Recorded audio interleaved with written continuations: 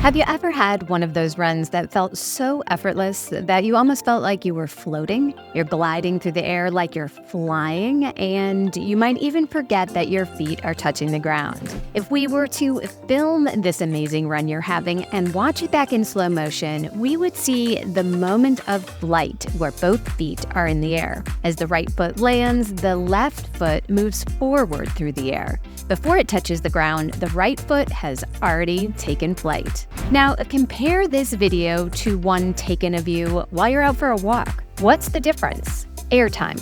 When you walk, there's always a moment in your stride when both feet are touching the ground. This is called a double supported or bilateral movement. When you run, only one foot touches the ground at a time, which is called single supported or unilateral. And of course, there is a brief moment of unsupported airtime as you hop from one foot to the other. You'll take thousands of these hops every mile, and the impact force with each foot strike can be 5 to 12 times your body weight, much higher than walking. With that kind of repetitive force, it's no wonder so many runners get injured each year. And many runners simply don't take the time to do anything else besides run, and that leaves them vulnerable. But there is a way to mitigate the risk with a type of strength work called unilateral training. Welcome to The Planted Runner. I'm Coach Claire Bartholic, and my mission is to help you improve your running, your mindset, and your life with science-backed training and plant-based nutrition. In this episode, I'm going to explore why unilateral strength training is so important for runners, which exercises benefit runners the most, and, this is important, when not to use unilateral movements, because as good as they are, they do have limitations. If you need even more help, you can order my book, The Planted Runner, Running Your Best with Plant-Based Nutrition, wherever you get books, or request a copy from your local library. Or you can enter to win a copy for free just by writing an Apple Podcast review. I choose a new winner every month. And don't forget to stay tuned all the way to the end of the episode for another Mental Strength Minute. Fortify your mind in 60 seconds or less. Strength training in general has enormous benefits for runners. Research has shown that resistance training changes more than just your muscles. It also increases the strength of ligaments, tendons, joint cartilage, as well as the connective tissue sheaths within the muscle. It also has been shown to increase bone mineral content, which may aid in prevention of skeletal injuries like stress fractures. Resistance training can also aid in prevention and treatment of overuse injuries. Runners will have different overuse injuries compared to, for example, tennis players, and strength training specific to each sport can help correct any imbalances that increase injury risk. And that's where unilateral or one-sided training comes in. You can do all the traditional squats and deadlifts you want, but if you aren't strong on one leg at a time, you are losing efficiency when you run. A less efficient runner is slower, burns more energy, and very likely is less balanced from one step to the next, exposing themselves to injury. Unilateral work can help correct this. Let's start with the squat, for example. Both feet are on the ground as you lower into a seated position and push back up to standing. This is a classic move for runners for a good reason. It's a compound movement that builds strength and power in the quads, hamstrings, hips, and glutes. But if your right side happens to be just a touch stronger than your left side, continuing to squat bilaterally will not correct the imbalance. In fact, your dominant side will continue to assert its dominance, especially as you tire. Your strong side will get stronger, and your weak side will never catch up. It's kind of like a doubles tennis match where the stronger partner keeps taking up the slack for the weaker one. The strong player ends up doing more work, which doesn't allow the weaker player to improve very much. Eventually, the stronger player will tire out from doing twice the work, exposing the team's vulnerability. If they were more equally matched, they'd be far more successful as a team. One solution to becoming a better doubles tennis player is to get better playing singles, where you have to do all the work yourself. The equivalent of singles tennis in the weight room is single-sided or unilateral training. With single leg squats or pistol squats, each side is engaged to do the work all by itself.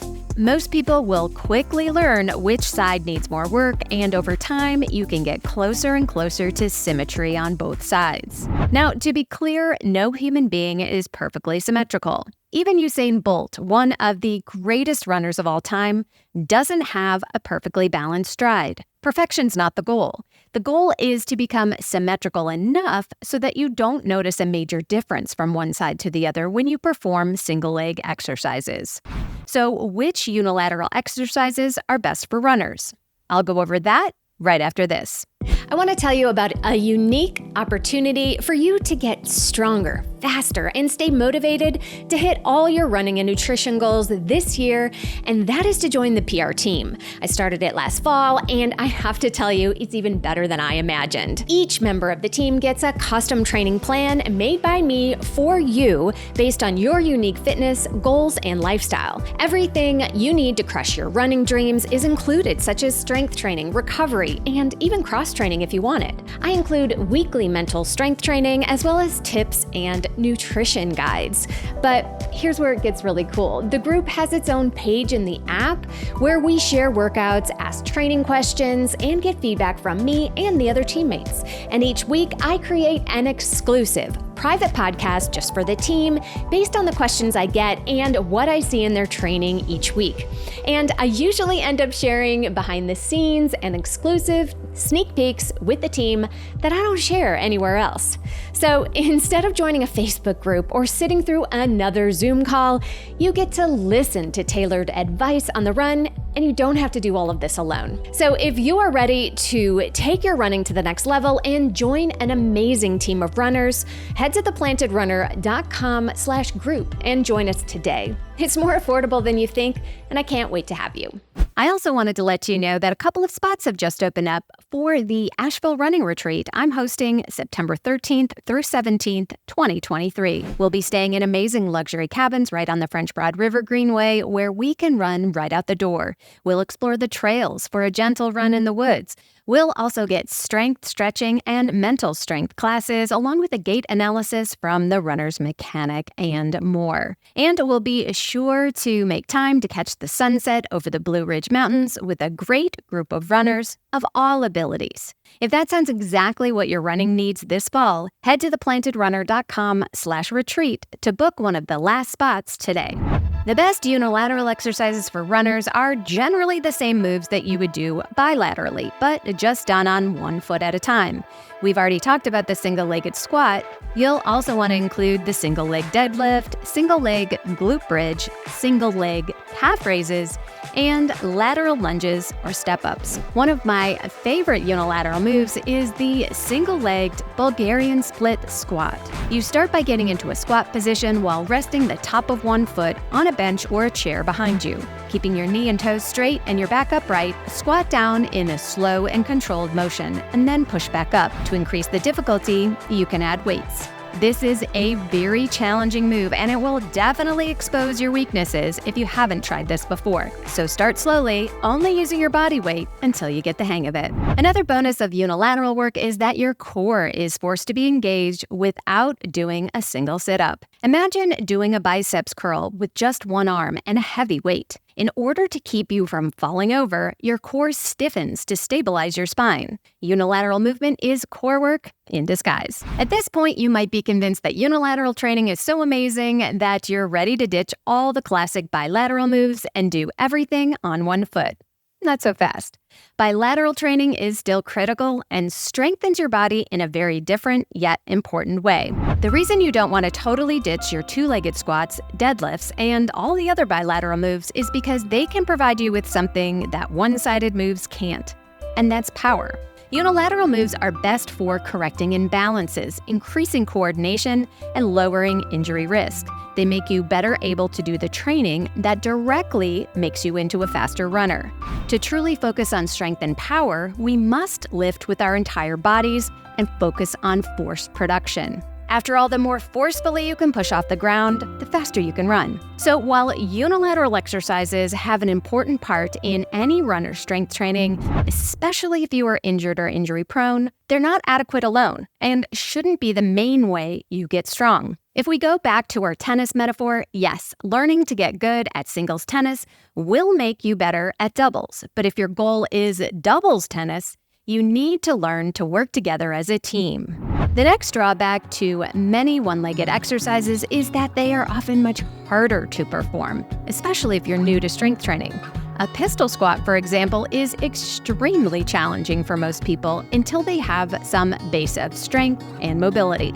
Getting strong first with great two-legged squats is the solution. Because you're far more stable in a bilateral move, you can learn the timing and develop the strength to perform the exercise correctly before introducing the balance and coordination challenges of single leg movements. A solid strength training routine can be a big part of becoming a faster, stronger, less injury-prone runner. To help you out, I've created a series of Strength for Runners videos you can follow along with for free on YouTube. I'll continue making more of these, so be sure to let me know what you think in the comments. Of course, what you do in your running shoes each week is critical as well, but adding in some smart doses of both unilateral and bilateral strength training will give you the foundation to run your best for life. And now it's time for the Mental Strength Minute. Fortify your mind in 60 seconds or less. Today's topic is deliberate practice. In order to do well at a race, it's clear that you should prepare for the things that will happen on race day. We may follow a training plan that tells us what to do physically, but that might leave you unprepared for the mental challenges. Instead of simply going through the motions, study what steps it will take you to reach your goals, what obstacles you will face along the way, and how you can deliberately improve on your current skills. Learn why you are doing a particular speed workout or long run, and reflect on how each element of your work fits into the bigger picture of reaching your goal. In other words, don't just train. Train with intention and deliberately practice everything you need to be the runner you want to be. Thank you for listening to or watching The Planted Runner, part of the Evergreen Podcast Network. Don't forget that you can win a copy of my book for leaving an Apple Podcast review, so be sure to write yours right after your run today. Reviews are the #1 way to boost this show's reach, and it's a great way to tell me what you'd like to hear next, because I read every single one. Have a great run today.